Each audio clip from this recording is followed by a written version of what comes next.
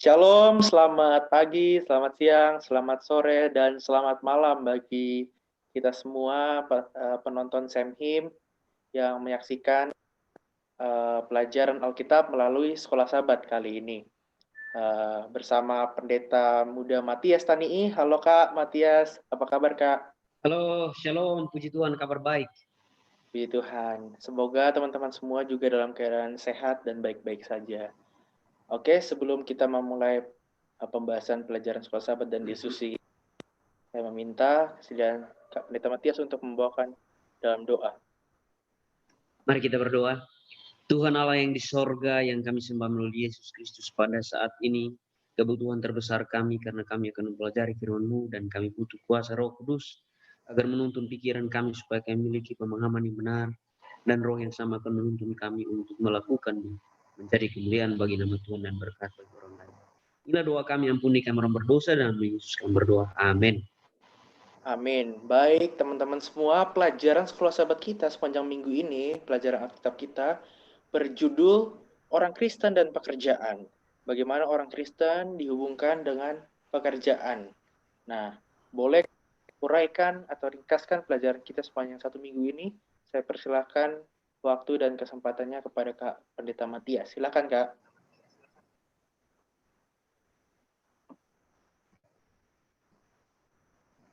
Oke, baik. Shalom, selamat pagi, selamat siang, selamat sore, selamat malam. Jadi pelajaran kita pada saat ini adalah pelajaran dari Sekolah Sahabat, pelajaran yang ke-11, judulnya adalah Orang Kristen dan Pekerjaan. Ya. Nah, sebelum kita mulai, kita harus ingat baik-baik bahwa kita akan belajar pelajaran ini sangat penting bagi kehidupan kita karena ini berhubungan dengan orang Kristen dan pekerjaan kita. Ya. Nah, ayat inti kita adalah 1 Korintus 15 ayat 58, demikianlah bunyi firman Tuhan. Karena itu saudara-saudaraku yang kekasih, berdirilah teguh, jangan goyah. Giatlah selalu dalam pekerjaan Tuhan. Ketahuilah bahwa pekerjaanmu dalam persekutuan dengan Tuhan tidaklah sia-sia. Ya, ayat intinya luar biasa. Kalau kita bekerja dengan Tuhan, maka sesungguhnya kita akan mendapatkan berkat. Tidak sia-sia kita bekerja dengan Tuhan. Oke, baik. Nah, kalau kita belajar di Alkitab, ada pendidikan mengenai bekerja. Ada dasar mengenai bekerja. Ada fondasi iman yang kita pahami sebagai orang Kristen harus kita pahami mengenai pekerjaan. Itu terdapat dalam Kejadian pasal 2 ayat 15. Ya, Tuhan memerintahkan manusia pertama untuk memelihara taman. Ya, Tuhan memberikan pekerjaan kepada manusia pertama untuk bekerja memelihara taman. Jadi pekerjaan ini diberikan sebelum dosa. Ini artinya pekerjaan ini adalah berkat yang luar biasa yang Tuhan berikan kepada manusia sebelum dosa. Nah, kalau kita belajar Kejadian pasal 3 lah yang di situ dikatakan apa? Oleh karena manusia, maka tanah itu dikutuk. Yang dikutuk tanahnya bukan pekerjaannya. Dan ini harus dimengerti, dipahami dengan baik. Untuk itu, bekerja bukanlah akibat dari dosa, tapi bekerja adalah pemberian Tuhan sebelum dosa. Ya. Namun setelah dosa manusia harus bekerja lebih giat lagi untuk mendapatkan sesuatu dari pekerjaan. Itu oleh karena tanah telah dikutuk oleh karena dosa manusia. Oke, baik. Pelajaran kita sepanjang satu minggu ini, beberapa hari yang kita pelajari Sabat petang sampai dengan hari Jumat, tetapi saya akan simpulkan secara ringkas mengenai pelajaran kita 5 poin ya. Dan kalau saudara dan saya belajar Sekolah Sabat dengan baik, maka poin-poin yang akan saya sampaikan saat ini ada di dalam pelajaran Sekolah Sabat kita.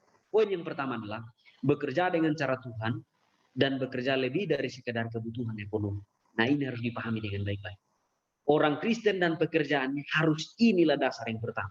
Bekerja dengan cara Tuhan dan lebih dari sekedar kebutuhan ekonomi. Lalu poin yang kedua, Allah menginginkan agar pekerjaan kita menjadi berkat bagi sesama. Nah, orang Kristen harus garis bawah ini, bahkan bukan hanya orang Kristen. Semua manusia di atas muka bumi ini harus ingat kepada hal ini. Bahwa kita harus bekerja dan pekerjaan kita itu harus apa? Menjadi berkat bagi sesama. Ini dasar. Yang berikut, Allah ingin agar kita menjalankan pekerjaan kita dengan teliti, dengan melakukan yang terbaik, dan melakukan dengan dituntun dengan tuntunan Roh Kudus. Sehingga pekerjaan kita menjadi sempurna menurut standar Tuhan. Ini kuncinya. Supaya pekerjaan kita menjadi sempurna di hadapan Tuhan, kita harus dituntun oleh kuasa Roh Kudus agar kita mencapai standar daripada Tuhan. Yang berikut, harus diingat bahwa pekerjaan seseorang tidak dapat dipisahkan dengan kerohanian, dan ini adalah prinsip Alkitabiah. Ya. Ini harus diingat baik-baik. Ya, ini harus diingat baik bahwa pekerjaan kita harus sesuai dengan Alkitab. Dan pekerjaan yang kita jalankan harus dijalankan dengan penuh kesungguh-sungguhan, karena itu adalah penentalayan kita kepada Allah. Mari kita lakukan semuanya, karena semuanya itu adalah penentalayan kita kepada Allah. Ini kurang lebih yang dapat saya boleh sampaikan. Saya kembalikan kepada Saudara Semi.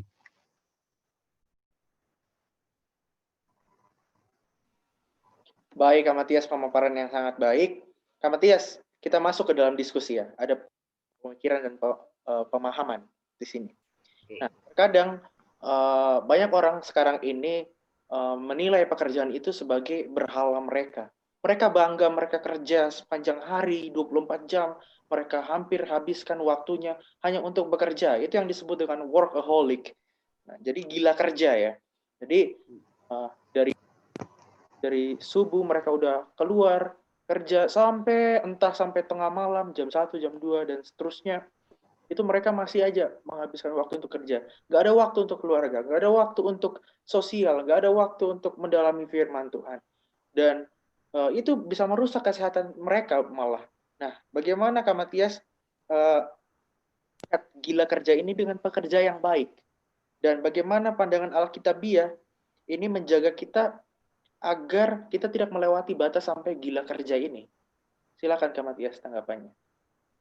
Oke, baik, terima kasih ya. Ini pertanyaan yang menarik dan bagus sekali ya. Ya, kita harus ingat ya, kalau ditanya apa dasarnya di Alkitab, ada dasarnya. Kalau kita baca kitab Kejadian, di situ dasar yang paling mendasari. Bagaimana Allah menciptakan bumi ini dalam 6 hari, dia bekerja 6 hari. Tetapi dia pada hari yang ketujuh apa? Berhenti dari pekerjaan. Ya, kalau kita baca kitab Kejadian, jadilah petang, jadilah pagi, itulah hari pertama sampai dengan hari yang ke-6. Di hari yang ketujuh Allah berhenti, Allah memberkati, lalu Allah menguruskan hari itu ya. Allah saja apa punya waktu berhenti ya. Nah, orang yang gila kerja tidak punya waktu untuk apa? Berhenti. Pokoknya hidupnya dihabiskan dengan bekerja. Seperti tadi katakan Saudara Sem. Nah, kita harus ingat, Tuhan kasih malam itu untuk kita beristirahat, dan pagi itu untuk kita bekerja sampai dengan sore. Malam adalah waktu istirahat. Jadi kita pun diberikan apa? Hikmat oleh Tuhan supaya kita bisa membagikan waktu kita dengan baik. Waktu bekerja itu jam sekian, waktu kita beristirahat itu berapa jam kita harus gunakan untuk beristirahat. Jadi kurang lebih seperti Saudara sih. Baik, jadi udah ada pembagian waktunya ya. Ada waktu kerja, ada waktu istirahat juga ya. Oke, baik. Kak Matias, ada pertanyaan lagi. Paulus pernah menekankan kepada jemaat Tesalonika. 2 Tesalonika 3 ayat 10, di situ dia bilang, jika orang tidak mau bekerja, janganlah ia makan. Nah, ini kan mendalam sekali ya. Dan kita lihat di filosofi tanah Jawa, bahwa dibilang di situ orah obah, orang mangan. Orah obah, orang mangan. Kalau kamu nggak gerak, kamu nggak berubah, kamu nggak boleh makan gitu, nggak makan gitu. Jadi ini filosofi yang sangat mendalam sekali ya. Dan ini menyangkut tujuan daripada kerja itu. Apakah tujuan kerja itu hanya untuk makan? Adakah hal yang lebih penting daripada tujuan kerja makan itu? Gimana Kak Matias menanggapinya, pernyataan ini? Silakan. Oke, baik, terima kasih ya. Jadi ini pertanyaan bagus sekali. Ya, tapi yang kita harus lihat konteksnya. Yang dimaksud oleh Paulus adalah ya kita dianjurkan supaya kita bekerja ya. Kita manusia pun dianjurkan supaya bekerja. Kenapa? Karena tadi dasarnya tadi saya sudah katakan. Allah saja dia bekerja. Nah, kalau kita sebagai pengikutnya pun harus bekerja.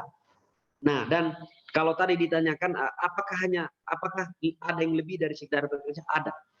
Kalau kita melakukan pekerjaan kita untuk kemuliaan Tuhan dan bagi sesama, berkat bagi sesama, maka itu lebih dari sekedar bekerja untuk apa? Untuk kebutuhan semata atau untuk ekonomi semata. Jadi kurang lebih seperti ini, kita harus bekerja bukan sekedar untuk memenuhi kebutuhan makan saja, tapi kita bekerja untuk kemuliaan Tuhan dan berkat bagi orang lain. Terima kasih. Oke, ini karena Yesus saja bekerja ya Kak Matias ya? Iya. Bekerja sebagai tukang terampil, tukang kayu. Luar biasa. Kita harus punya contoh teladan seperti Yesus. Kak Matias, ada pertanyaan lagi mengenai tugas pekerjaan kita ya Kak Matias ya. Nah, bagaimana kita sendiri itu melihat pekerjaan itu apakah sebagai pekerjaan dalam tanda kutip atau sebagai sebuah beban, atau kita menganggap pekerjaan itu sebagai sebuah berkat, dan pekerjaan itu kita bisa nikmati. Karena kadang orang-orang menganggap pekerjaan itu sebagai pekerjaan, sebagai kadang sebuah jebakan supaya kita menghindar dari pekerjaan itu, kita lari dari pekerjaan itu, aduh, mengeluh pekerjaan lagi gitu kan. Nah, bagaimana ini Kak Matias supaya kita bisa menikmati pekerjaan yang kita kerjakan itu, Kak Matias? Silahkan. Oke, baik, terima kasih ya. Di dalam Alkitab mengatakan ya, Pengkhotbah 9 ayat 10, apa yang dijumpai tanganmu kerjakanlah itu dengan sekuat tenaga. Ya.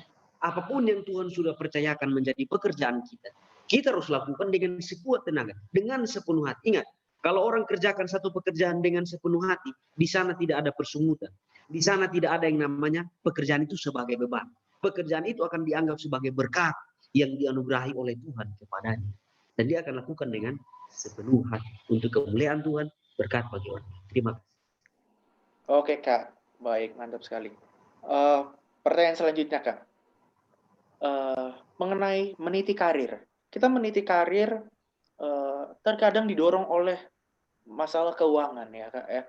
Jadi apalagi para bisnismen, para pekerja-pekerja bisnis itu mereka mencari keuntungan yang lebih. Mereka nggak puas, mereka mencari keuntungan yang lebih gitu ya Kak ya. Nah, bahkan unsur-unsur alam atau sumber daya alam dieksploitasi supaya mereka mau jadi kaya gitu ya. Jadi apa saja mereka bisa lakukan karena uang ini sendiri Kak. Jadi bagi Kristen ya Kak ya, mendorong kita mengenai pandangan Alkitabiah itu berlawanan dengan ketika kita bekerja meniti karir oleh dorongan keuangan. Bagaimana Kak menanggapi ini? Silakan Kak. Oke, baik, terima kasih ya. Jadi kita harus ingat ya, ini prinsip Alkitab. Ya. Cinta akan uang adalah akar dari segala kejahatan. Hati-hati. Motif kita bekerja itu untuk apa? Kalau untuk uang, maka kita memang tidak akan pernah puas. Kita akan mengupayakan segala cara untuk kalau bisa kita kaya, kalau bisa kita punya banyak uang. Tetapi di dalam pendidikan, bekerja menurut Alkitab, menurut orang Kristen, menurut ajaran Kristen adalah kita harus melakukan segala pekerjaan itu. Motifnya adalah melayani Tuhan dan menjadi berkat. Itu saja polanya. Pola dari surga itu begitu. Tuhan pertama, orang lain kedua, kita terakhir. Ya kurang lebih seperti saudara saya. Oke Kak, mantap sekali ya. Dan juga kerja bukan hanya kerja dalam pelayanan ya Kak ya. Bahkan apapun yang kita kerjakan ya Kak ya. Makanya para remaja sekarang ini, anak-anak dari kecil sudah dilatih supaya bekerja di rumah ya Kak ya. Entah membersihkan, menyapu, dan segala macam itu sudah harus dididik. Bahwa kita tuh ya gitu ya. Bahkan dengan sepenuh hati. Nah, menyangkut kerja dalam pelayanan nih Kak ya.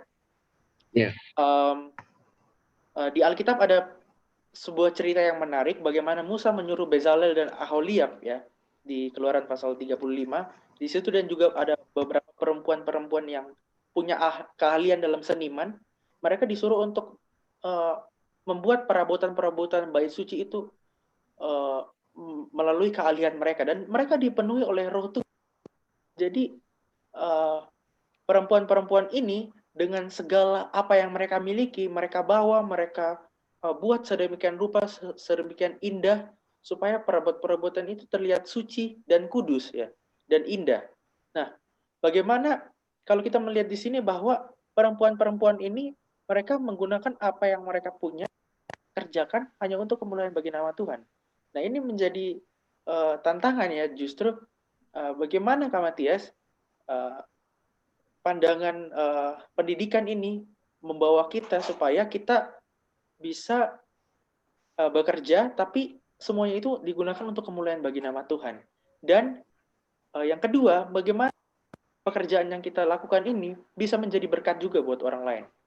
Silakan, Kak Matias. Oke, baik, terima kasih ya. Jadi kita harus ingat ya, tadi dalam poin penjelasan saya di awal itu bahwa kita tidak pernah lepas dari yang namanya pekerjaan kita dengan kerohanian itu tidak bisa dipisahkan. Dan di dalam bekerja pun kita harus ingat, keputusan terakhir dalam kita bekerja harus menjadi keputusan yang terakhir adalah melalui iman kita. Apakah pekerjaan saya ini memuliakan Tuhan? Apakah pekerjaan saya ini menjadi berkat bagi orang lain? Kalau sudah sesuai dengan dua hal ini, maka lanjutkan. Tapi kalau tidak sesuai, maka saya berpikir dulu sebelum kita bekerja atau apa yang kita lakukan itu. Karena begini, ya, kita diberikan hikmat oleh Tuhan supaya kita bisa menggunakan apapun dalam kehidupan kita. Poin yang terakhir tadi disampaikan, segala aspek dalam kehidupan kita harus menjadi apa? Menjadi penata layanan kepada Tuhan. Waktu, pekerjaan, apapun itu. Untuk itu, di dalam pekerjaan kita pun kita harus apa? Kita harus ingat, ini polanya, pola sorga. Pertama kepada Tuhan, kedua kepada sesama, dan baru diri kita. Kemuliaan Tuhan, berkat bagi orang lain, dan terakhir bagi kita sendiri. Terima kasih Saudara Sem. Ya, betul. Karena pekerjaan kalau kita untuk memuliakan Tuhan perlu ada roh Tuhan juga ya, Kak ya. Dalam diri. Betul. Betul. Kuasa roh Tuhan ada dalam diri kita, dalam setiap pekerjaan apapun yang kita lakukan ya.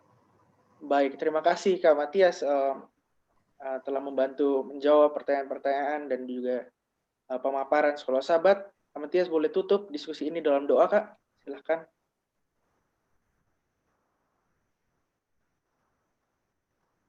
Oke, baik. Kita akan berdoa ya. Tuhan Allah yang di sorga, kami telah belajar pelajaran Sekolah Sahabat ini Tuhan. Ajari kami Tuhan sehingga di dalam pekerjaan kami jalankan dengan cara Tuhan. Kami menjalankannya dengan tuntunan Roh Kudus Tuhan agar pekerjaan kami menjadi sempurna di hadapan Tuhan. Dan ajari kami untuk segala aspek kehidupan kami, pekerjaan apapun itu, kami gunakan untuk penata layanan kepada Tuhan. Ajari kami Tuhan, biarlah Roh Kudus menuntun kami untuk sanggup melakukan ini menjadi kemuliaan bagi nama Tuhan dan berkat bagi orang lain. Inilah doa dan pengharapan kami, ampuni kami yang berdosa. Dalam nama Yesus, kami berdoa dan mengucap syukur. Amin. Baik, terima kasih Kak Pendeta Matias telah bersama-sama dengan kami memaparkan pelajaran Sekolah Sahabat ini. Dan semoga pelajaran ini juga bisa menjadi berkat ya buat teman-teman juga yang menyaksikan channel ini. Kiranya Tuhan memberkati. Terima kasih Kak Pendeta Matias. Halo.